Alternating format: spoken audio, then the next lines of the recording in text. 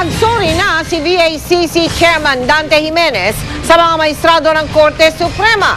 Kasunod dyan ang hinihinging paliwanag ng Korte kung bakit hindi siya dapat kasuhan matapos siyang murahin ng mga Supreme Court Justice.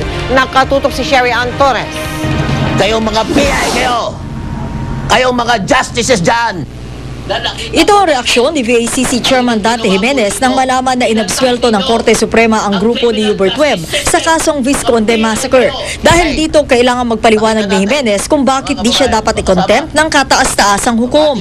Kanina mas mahinahon si Jimenez. Nagbago na rin ang tono ng pananalita niya. Magpasensya na rin po kayo dahil talagang yun po ay abot na rin po yun ng galit. Ako po ay tao lamang. At nakita ko po kasi ang hirap na nadanas ni Lauro Visconde. Pero di gaya ni Jimenez, ang naulilang si Lauro Visconde, palaban pa rin ang tono. Kahapon, binasura ng Korte Suprema ang motion for reconsideration niya para muling buksan ang kaso. Bukod dito, hinihingan din siya ng paliwanag sa akusasyon niya laban kay Senior Associate Justice Antonio Carpio na siyang gumagapang para i-absuelto sina Webb. Ala kaming pinagsisya pagkat ang lahat na sinasabi namin ay pinag-aaralan din namin kahit paano. May mga testigo raw si Visconde sa akusasyon niya pero di pa sigurado kung gustong humarap ng mga ito. Sasagot daw sa Korte Suprema si Visconde. Sabi naman ni dating Senador Freddie Webb, kailangan suportahan na ebidensya ni Mang Lauro ang kanya mga alegasyon. Para kay Visconde, hindi pa rin daw tapos ang laban para sa katarungan. Ayon naman kay Mang Lauro, may kinakausap na isang grupo ng testigo, ang DOJ-NBI fact-finding team kaugnay sa kaso ng kanya mag-iina. Ang grupong ito, nakabasketball para si Hubert nang gabing mangyari ang krimen sa tahanan ng mga Visconde. Hamon naman ng ama ni Hubert, palutangin ang mga testigong ito. He played basketball with Hubert. During the day the crime was committed, Hubert even backs his co-player in the F-homes. I just want to concentrate that these were the real people who killed my family. Sherry Ann Torres, sa Katutok, 24 Oras. Nadadawit ngayon ang pangalan ni Angelo Reyes sa kaso ni retired Major General Carlos Garcia.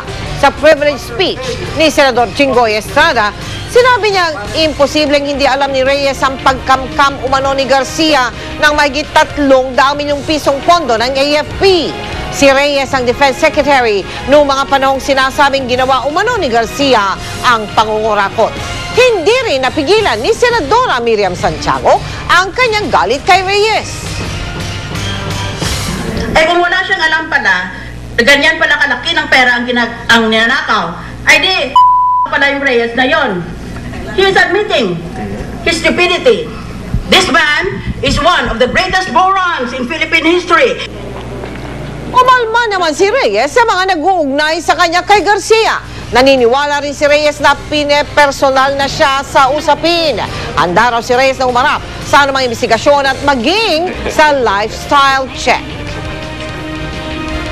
The truth will come out, no? Hindi naman tama that I'm being accused through media. Tapos hindi naman nagpe-present ng evidence. Hindi mo nagpe-present ng proof. Basta accuse lang ng accuse.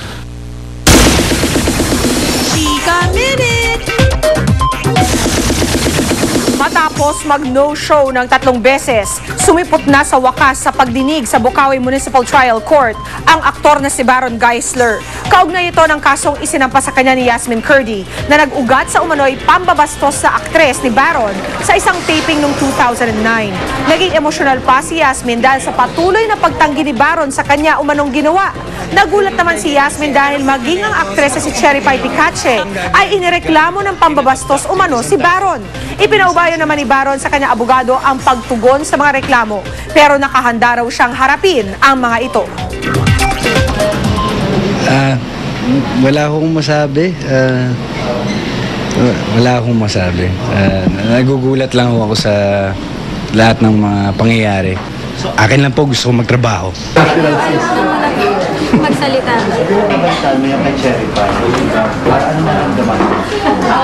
Nagulat po ako sa syempre, sabi ko po, ano po yun, nangyari na naman po ulit.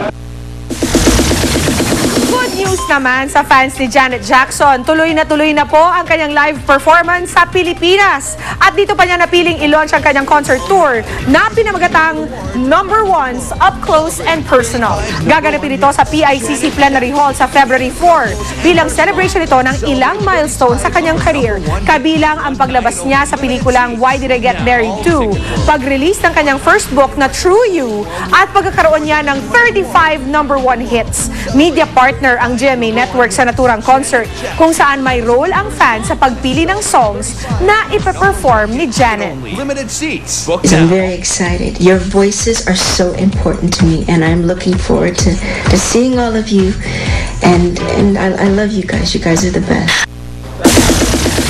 Thanks for watching Chika Minute. Tutok na uli bukas for the hottest in showbiz. Ako po si Pia Guardo. Well, Salamat, Pia. Yan po ang mga balita aming tinutukan sa nakalipas sa 24 oras. Maraming salamat sa inyong pagtitiwala.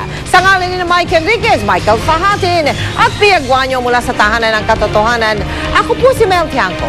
Ito ang GMA, walang kinikilingan, walang pinoprotektahan, walang kasinungalingan, walang bahid politika. Serbisyong totoo lamang. At dahil hindi natutulog ang balita, nakatuto kami 24 oras.